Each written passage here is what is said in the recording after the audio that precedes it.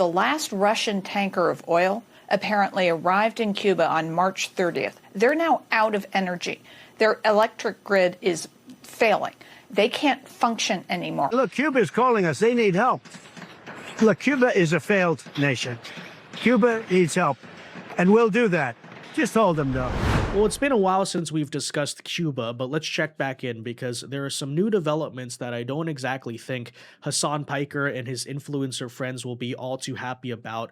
But folks, the day of regime change is rapidly approaching. One could argue it's already happened behind the scenes. And this story has three components. First and foremost, there is the economic and social reality right now in Cuba, where just a couple of days ago, the country has officially run out of oil. There have been months of blackouts, a huge strain caused by the fact they lost their best friend in Venezuela. But now they are officially out and the consequences are being seen in the streets. Protests are erupting. Undeniably, there is a massive appetite for a change in political circumstance. But simultaneously, the Trump administration and the Department of Justice in particular seem like they're pursuing a Maduro option against Raul Castro, who is the geriatric guy who many argue is secretly pulling the strings and still to this day in charge of Cuba. And likewise, to maybe back up that point, we have the CIA publicly holding meetings with certain members of Cuba's political leadership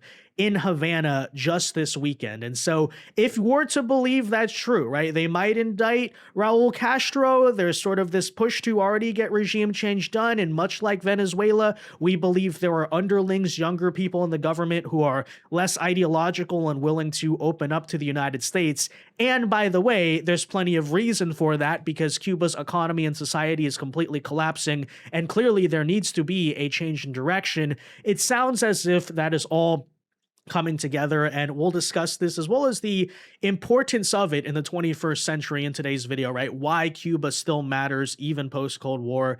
So let's get into it. First, though, do us a favor. If you enjoy our content, make sure you hit that like button down below. Subscribe to the channel if you are new. That is the best way to support our work, and it also ensures that you can stay up to date with all of the latest news and coverage. And that said, let us, of course, start with the oil situation. We explained this before, but essentially, the way Cuba was fueling its entire economy, quite literally with the fuel, for many decades now, if you remember, during the Cold War, they were basically heavily subsidized by the Soviet Union, which is ironic because many leftists celebrate the Cuban Revolution as this big stand against American imperialism. Yes, the third world countries are going to go on their own. And then in reality, they just went from being an American puppet to a Soviet puppet. But much like North Korea and a bunch of other countries, yeah, for the entire Cold War, Cuba's economy is propped up by Soviet foreign aid. Then, of course, in 1991, the Soviet Union collapses and Cuba goes through a huge crisis, much like they're facing today. You have a gigantic famine.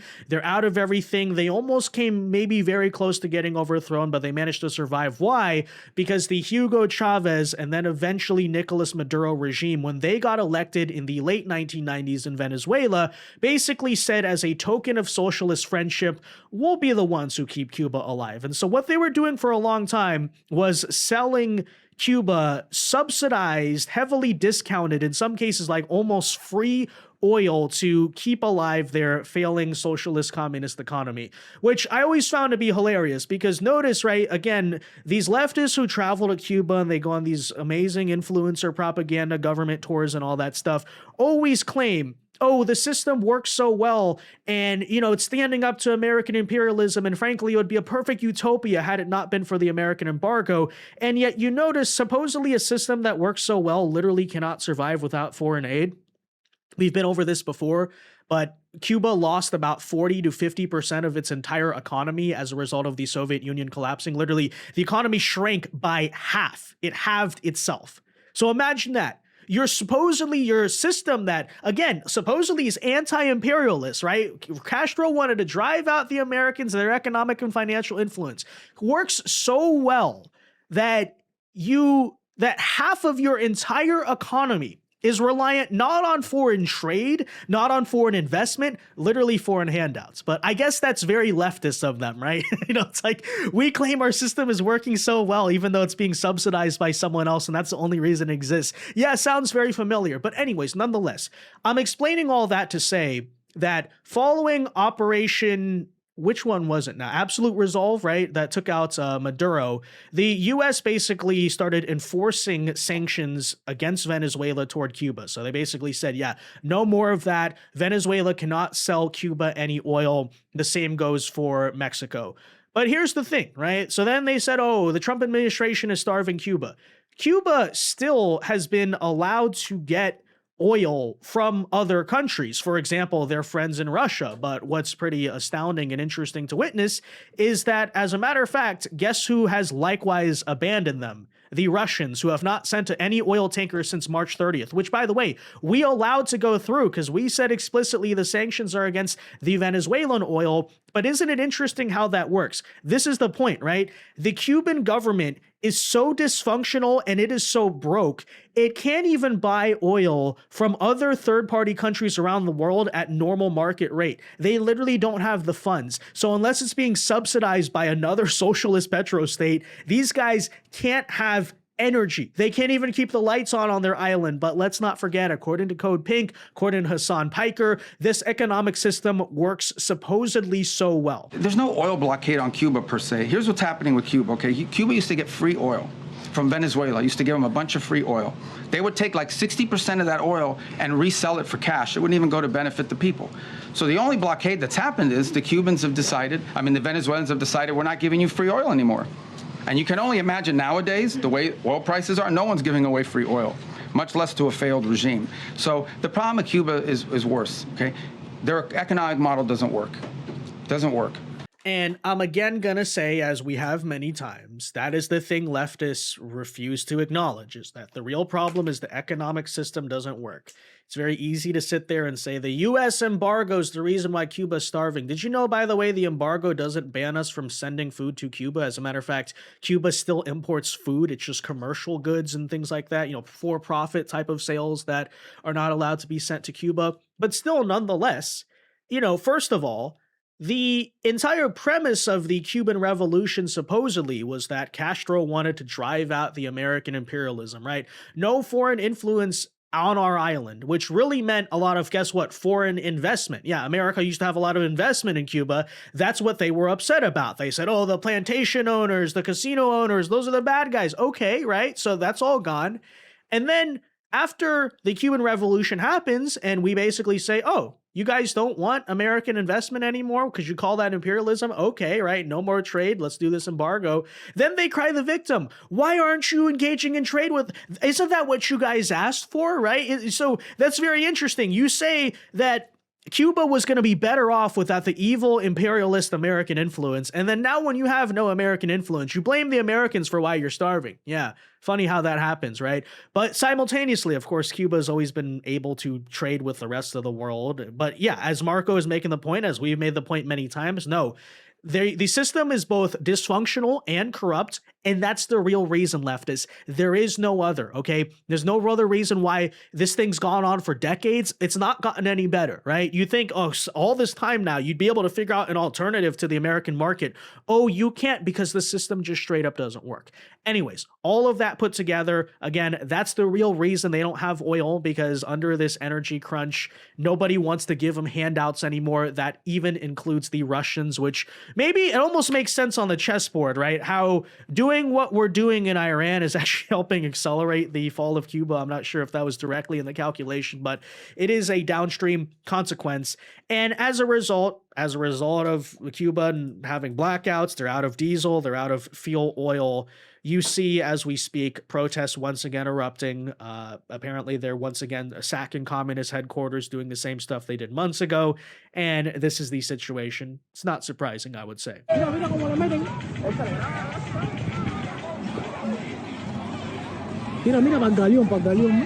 What percentage of people do you think are suffering here in Cuba? La mayoría. La mayoría. What's your thoughts on communism? ¿Qué piensas de comunismo? De lo más malo que ha existido en la vida ha sido el comunismo. Porque realmente ninguno es comunista. None of the gas stations are even in operation right now because there's quite literally no gas. And we stand out like sore thumbs here, so they're wondering why we're here with cameras, interviewing people.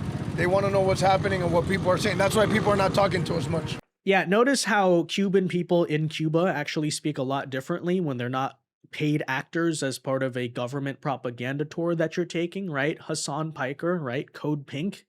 And by the way, none of this should be surprising because after all, I understand there's ideological leftists in America, and probably a lot of the Cuban people still left in Cuba are not as hardcore anti-communist as, say, the Miami ones are. I understand that. But still, at the same time, let's be honest, people like having food.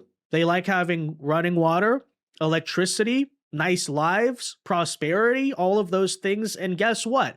When, thanks to your failed system, thanks to your failed ideas, they can't have those things, naturally at some point they're going to turn on those ideas. There's a reason why communism throughout history either collapsed on itself or made drastic reforms to basically be almost mirror image, very close to capitalism, right, as we've seen in some countries.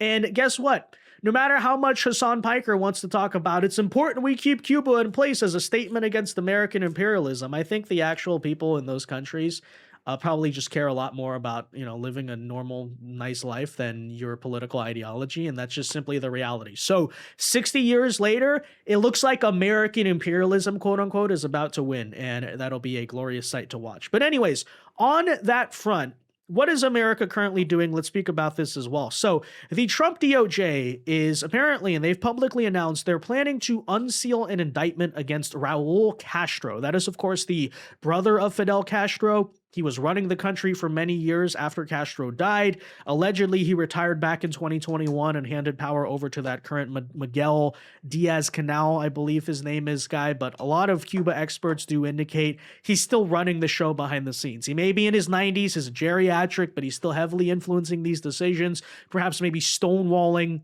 a better deal being made with the Americans, right, as opposed to maybe younger parts of the leadership. And they're seeking to indict him over a Cuban firing upon a plane that carried Americans back in the 1990s, which is something that I really wonder why the Clinton administration did not handle. I would make a strong case, frankly, that after 1991, when we had the world to ourselves, there were a lot of things we could have done. And, frankly, maybe we should have done. But instead, Clinton says, okay, yeah, North Korea, before they had nukes, by the way, yeah, and there's, keep in mind, both North Korea and Cuba are literally starving, okay? They're in famines. It's like the ripe time. The people will welcome you if you come in and overthrow and fix the problem here, right? But instead, Clinton said, what? Let's bomb Yugoslavia. What do we get out of that? I guess a NATO base in Kosovo. But was that really all that necessary or important there, right? And we sided with like Muslims over Christians, despite being a Christian country. Okay, fine, whatever. Somalia, right? Did we fix anything there? Like, needless to say, right? No, enough said about that. But, maybe in a sense, we're correcting certain decisions we should have made a long time ago. And that's just the truth. But anyways, take a listen. This is apparently the case that we're bringing against Raul Castro, unsealing that indictment, which, let's not forget, this is exactly the same thing we did against Nicolas Maduro. So I don't think we're exactly trying to hide what our intentions are right now. Raul Castro may face indictment in the U.S. over the 1996 shoot-down of humanitarian planes that killed 4 people. We got the latest as the U.S. ramps up the pressure campaign on Cuba. Now, you may be asking, what is this going to look like? Do we have to send the Delta Force again? I'll be honest, I'm not exactly sure it's even going to have to come to that. And I look at signs like this right here. So over the weekend, while maybe publicly there's some chest beating going on, or the Cuban leaders are denying that they're asking the U.S. for help or different things, it's all very interesting. U.S. government planes were spotted on the tarmac of Cuba's airport in Havana. And you look at that, by the way, it looks eerily similar to, say, Air Force One. I'm not sure if it's exactly that. Air Force One describes just the plane the president's on, so they have multiple planes. But, that iconic, right, blue and white U.S. government plane, very interesting. And then we got a public post here from the CIA themselves, right? They publicly came out and just said, Havana, Cuba, and you see them right here. Literally, the CIA is having meetings with members of Cuba's political leadership. So you put those two things together. They're looking to indict Castro. We kind of know in Maduro, they figured out that people under his government would betray him. And in this case, we're doing it much more publicly. Hey, there's CIA agents literally saying publicly, we've gone to Cuba and we've talked to the leaders. I would maybe make a strong argument that something is brewing behind the scenes or has already happened, right? As Wall Street Maverick here points out, if the CIA is meeting with you face to face like this, your regime has already changed. You just don't know it yet, which is certainly and undeniably the case. And who knows who requested this meeting? Maybe the Cuban leadership themselves requested it, because let's also be real. And I've kind of diagnosed this phenomenon in a lot of countries. We'll see if it plays out in Iran. I still think it's possible, actually. But very often when you have these ideological regimes that are failing, you also have a younger leadership class that maybe is a little bit less ideological or fanatic about those ideas and wants to be more practical in charge, but they're scared of the guys at the top who are the hardliners, right? Examples I pick. Look at China, right? Mao Zedong, murderous, crazy, genocidal maniac. Everyone was terrified of him. After he's gone, Deng Xiaoping and the new Chinese Communist Party want to get rid of the cult of personality. They start opening the economy. They basically just start governing a lot more pragmatically, right? Same thing when Stalin dies. You could argue to a strong degree, right? Maybe that's also why younger members of the Cuban government are perfectly fine, or behind the scenes, they'll turn a blind eye if the US tries to indict Raul Castro, because once again, we have a geriatric fool at the top who's like constraining the country, keeping it one way when the younger generation wants to push another way. I don't exactly know, but I'm just going to point out that is very interesting to watch, right? CIA agents meeting in Havana. What's going on here? Well, it's not nothing. I don't think they were there to talk about the weather. So feel free to speculate on the specifics of that. But yeah, certainly that says something. And of course, this is coinciding with recent reports you may have heard that apparently Cuba, it was claimed by someone, I'm not sure if this is US intelligence, whatever it is, but that Cuba is stockpiling over 300 military drones that they bought basically from China and Russia, and have drawn up war plans that they will use these drones to attack Guantanamo Bay, U.S. military vessels, and Florida, specifically Key West, right? Attack Americans with drones that they got from Russia and China. Now, it is worth noting that Cuba has since come out and is frantically denying these reports, claiming it's not true, and I don't know if that's to save face or whatever it is. Who knows? Maybe it was a U.S. intelligence thing that they're trying to use against Cuba. I don't even know. Frankly, I don't even care. Here's my point about it, though, is that, well, when we go back and ask, and do I think that Cuba, especially right now, is going to launch a drone attack against America? No, I don't. And I'm not here to sell you that idea. But when we talk about and we address the question, why does Cuba still matter, right? Why is this still a relevant 21st century issue if the Cold War is over and, maybe those are relics of the past? And why do I say, for example, we should have resolved both this and North Korea back in the 1990s when we had the chance, is that just because those times are over doesn't mean maybe the greater issue here has changed. It is still fundamentally true. We have a hostile regime 90 miles from our country.